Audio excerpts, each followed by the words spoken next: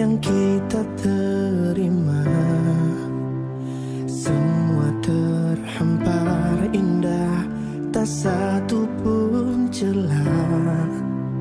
Langit curahkan rahmatnya. Loh, kamu kenapa di sini? Ini Pak, kalau berarti ngomong kali Bapak. Oh begitu. Ya mari kita masuk aja. Iya Pak. Akan di surga. Kembalilah wahai manusia, tundukkan wajahmu pada yang maha kuasa. Namun sungguh malang. Jadi Mas Rifki ini ada apa sebenarnya? Jadi gini Pak, saya kan dulu gak pengen mondok. Iya. Pengen mondok terus saya tuh dipaksa untuk mondok. Oh. Itu Pak. Jadi sekarang itu saya tuh mulai bosan Pak dengan pondok, punya pondok sekarang. Tapi ini masih mondok ya? Masih Pak. Kemarin tuh saya tuh bosan di pondok. Jadi saya pengen keluar. Jadi kemarin itu saya kabur terus. Oh begitu. Itu Pak. Sebelumnya Mas Rifki ini kelas berapa ya?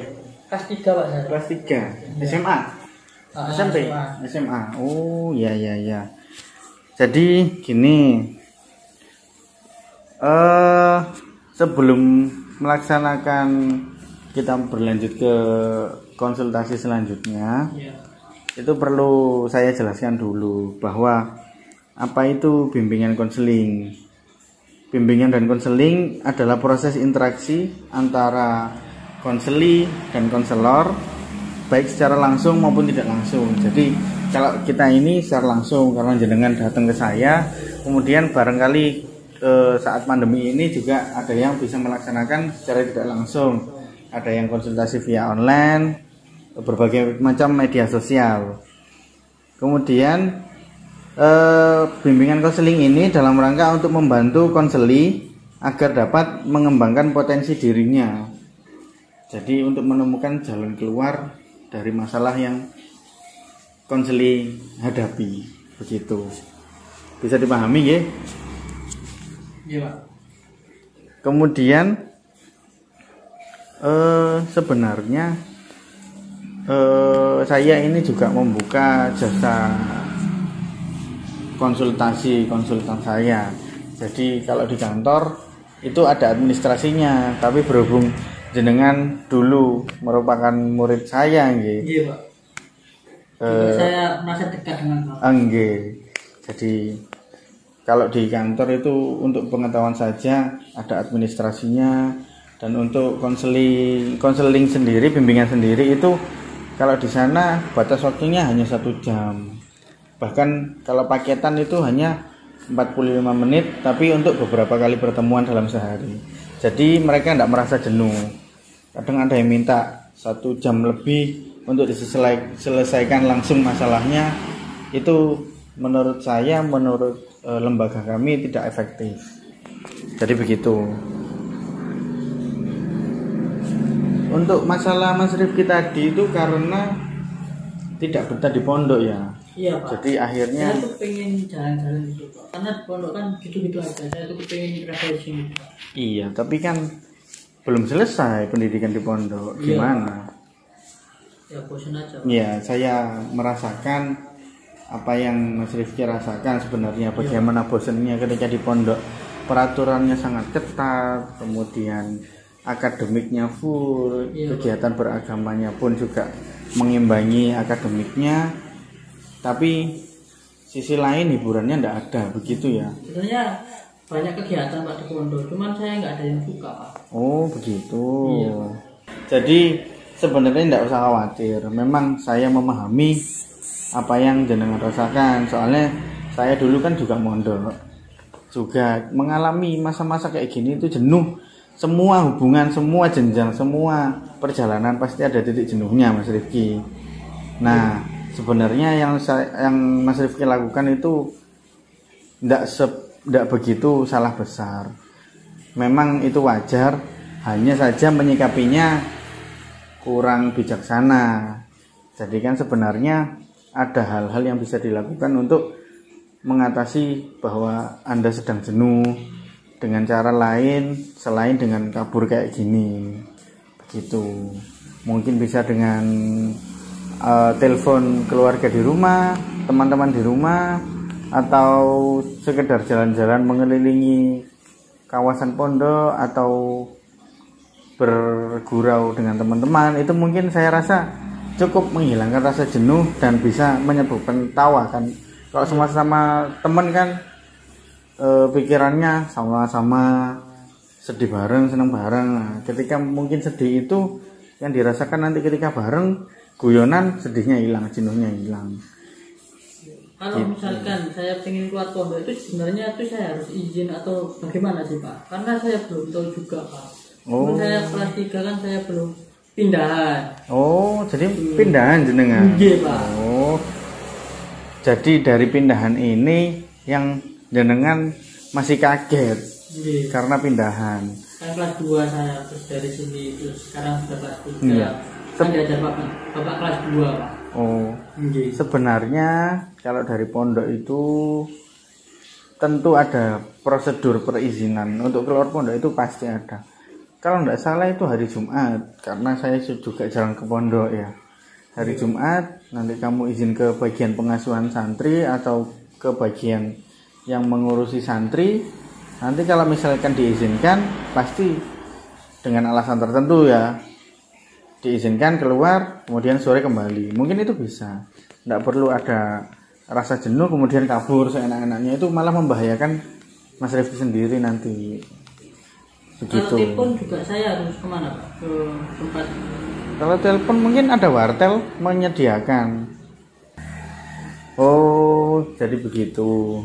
Jadi Mas Rifki ini merupakan pindahan baru yang baru masuk di pondok. Kemudian belum tahu aturannya bagaimana. Lalu sekarang merasakan kejenuhan. Ya, jadi seperti yang saya jelaskan tadi ya, kalau misalnya besok-besok atau nanti bahkan sudah merasa jenuh lagi, itu jangan lakukan seperti ini, keluar pondok tanpa izin ya. Nanti jenengan malah kena sanksinya. Jadi kita bisa ambil cara lain untuk mengambil tindakan agar tidak ada sanksi di Mas Rifki, kemudian masalahnya juga clear. Baik. Jadi hanya ini permasalahannya Mas Rifki. Iya Pak. Oh, benar, tidak ada lagi? Ya, sebenarnya sih ada Pak. Silakan diomongkan saja biar sekalian selesai. Iya Pak. Biar tidak ada beban di pikirannya. Iya. Jadi sebenarnya saya itu pengen keluar pondok Pak. Karena memang saya itu dari awal itu gak pengen pondok. Tapi saya dipaksa oleh orang tua saya. Saya pertamanya itu mencoba menuruti keinginan orang tua saya. Kemudian saya di pondok kan kelas 2 itu saya seperti mempunyai teman baru, keluarga baru. Saya enjoy di sini. Tapi di kelas 3 ini mungkin karena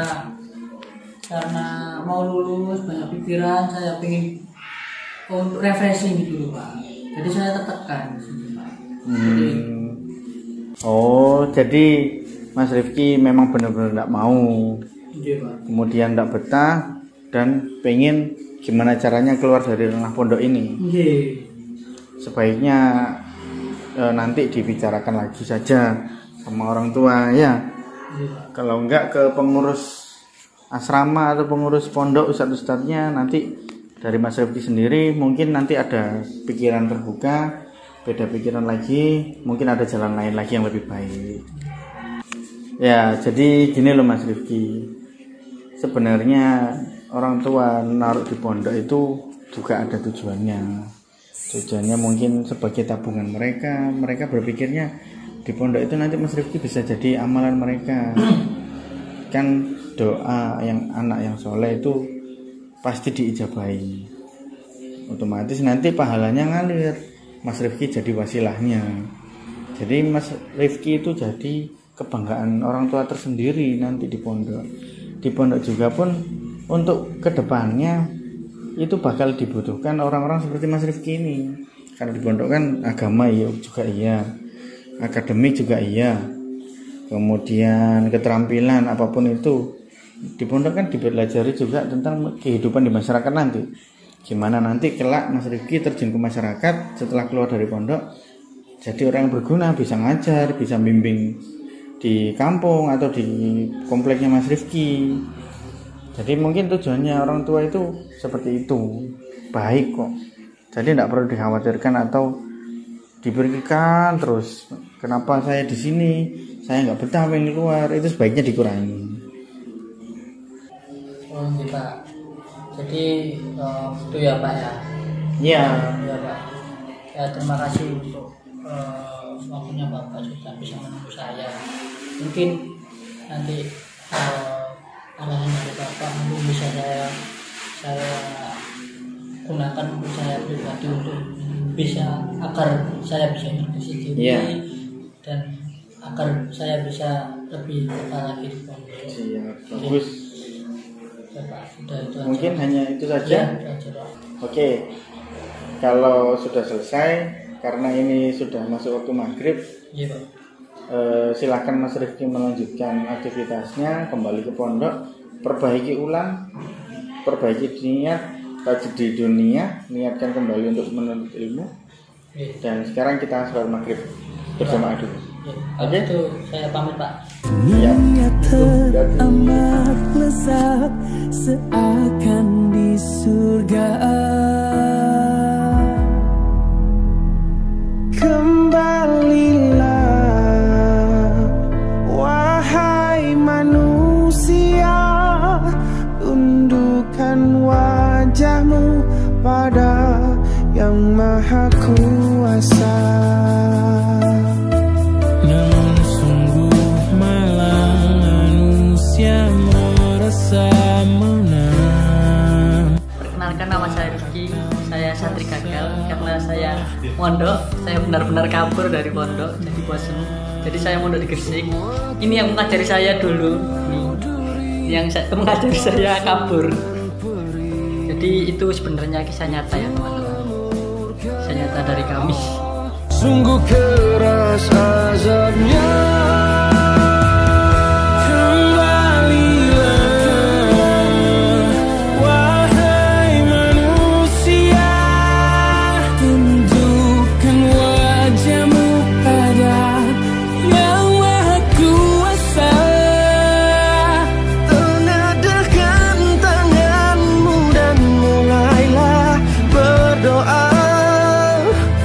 Niscaya nikmatnya selalu